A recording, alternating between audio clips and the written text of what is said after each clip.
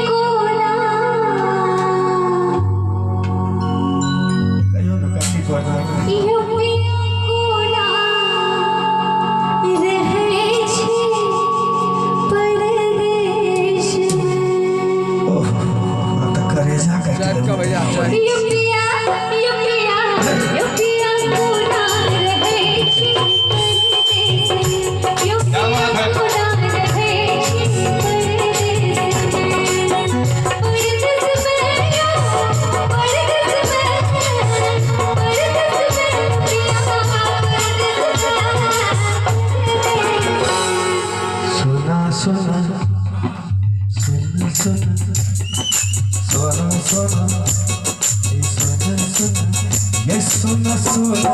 लगे यह धन परदेस में,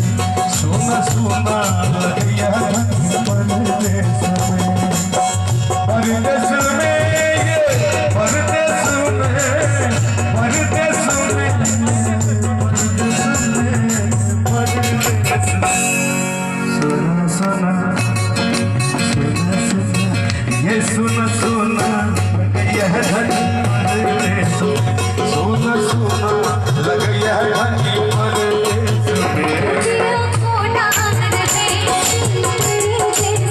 ये सोना सोना लग गया धनी परदेस में।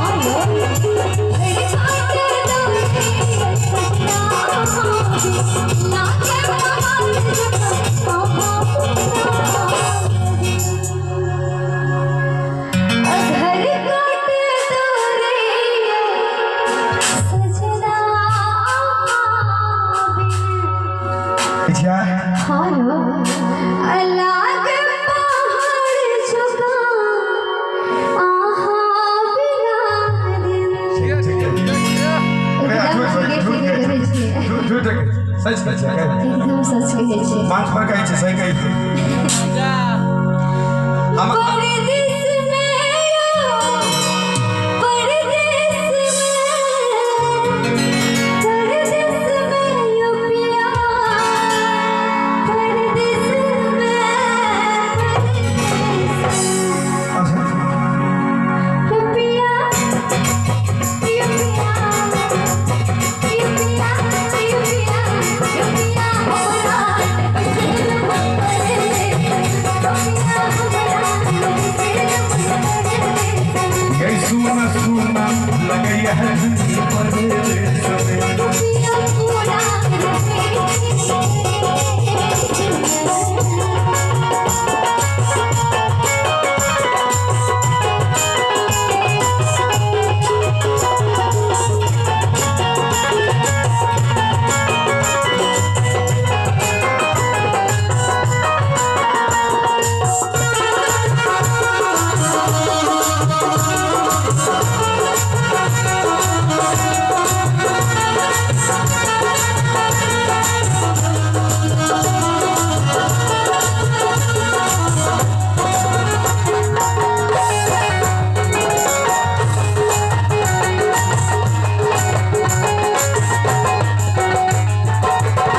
यही लवली जी जी दूरी आहा के हमारा पल पल सता सच कहे छी चांद देख रात में आहा के दूरी आहा के हमारा पल पल सता चांद देख रात में आहा हे ये दूरी आहा के हमरा पल पल सतावे चांद देखी रात में आहा के याद आवे परदेश में के सब रही छी हमरा तो लगे जाओ तो सब परदेश में रही छथिन परदेश में ये लवली जी परदेश में ये लवली परदेश में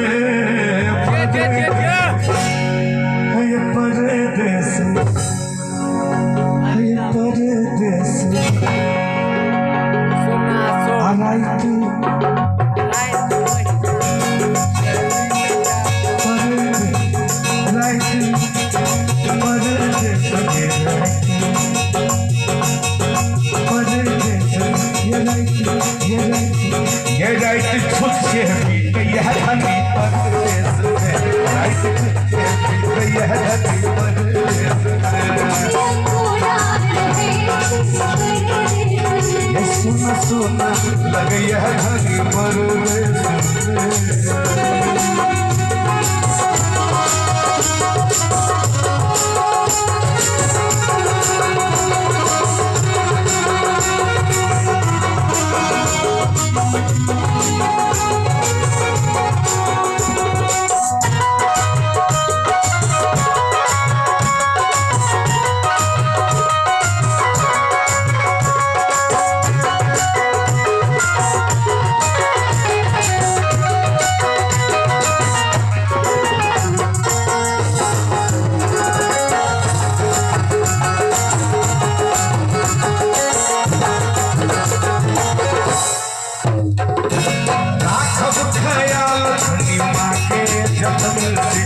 ये जब स्कूल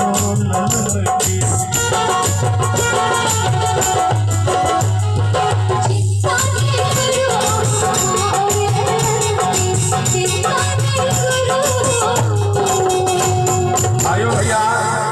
कहे छथिन चिंता नहीं करू माँ और ललन के जे मैं जन्मे नहीं छे तक चिंता नहीं कर पाए पहले कहिया कि पहले मैं बिल्कुल हाँ जो सब बजलिए हम आगे सेवा करी देवे सबके करवाक चाहिए पहले मैं नहीं आओ कि पहले कनिया छोड़ हमारे से कनिया के पहले कनिया माँ हाँ हिंदी में कहल माँ मदर पहले कोई के कनिया तब ना मैं अहाँ जे कहै छियै माय बाप के चिंता नहीं करबे बेटा के चिंता नहीं करबे ऐसे बात है क्या हमरा पूछो हां देखियो नीक गप छै चिंता त मां के हेबाक छै लेकिन जब हम ही घर में लिए तो मां की चिंता किया करती हम के आइए अहाँ एहन दैन जे हमरा घर में आबि जेतै त तबाहे भ जेतै अयो हम हंस के दैन बुझै छी ईमानदारी से कहियो त किनका हम दैन बुझै छी दैन सब के हमरा के त निकल लगबै खस हमरा ये दीदी सब दैन बुझै छी अरे हुनका क्यों कहै छथिन ना अपने मना दूर से देखे छथिन हुनका नहीं देखे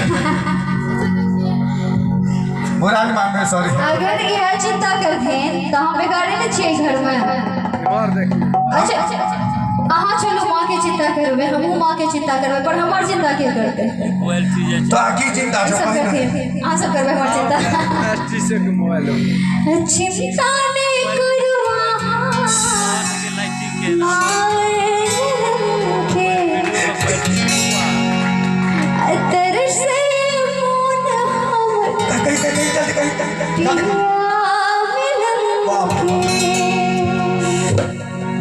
चिंता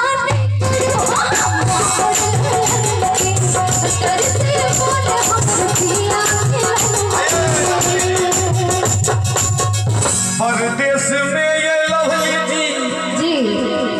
परदेश में